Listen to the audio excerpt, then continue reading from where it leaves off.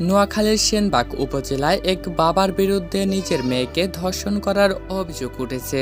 বৃহস্পতিবার ভুক্তভোগী তরুণী এ ঘটনায় নারী ও শিশু নির্যাতন দমন আইনে অভিযুক্ত বাবার বিরুদ্ধে একটি মামলা দায়ের করেন।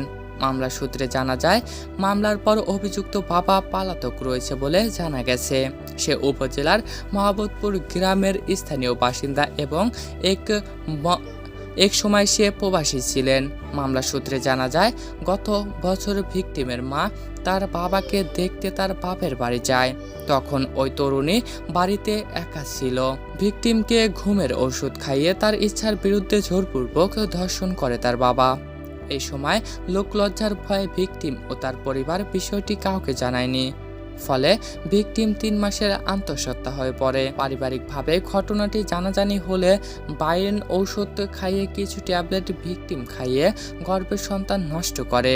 সেনবাগ থানার ভারপ্রাপ্ত কর্মকর্তা ইকবাল হোসেন পাটোয়ারি বলেন, এই ঘটনায় ভুক্তভোগী তরুণী নারী ও শিশু নির্যাতন দমন আইনে তার বাবা সহ 4 জনকে আসামি করে মামলা দায়ের করা হয়েছে। দর্শক, এমন দুঃখজনক ঘটনাকে ঘিরে আপনাদের মূল্যবান মতামত কি অবশ্যই কমেন্ট বক্সে লিখে জানাবেন। আল্লাহ হাফেজ।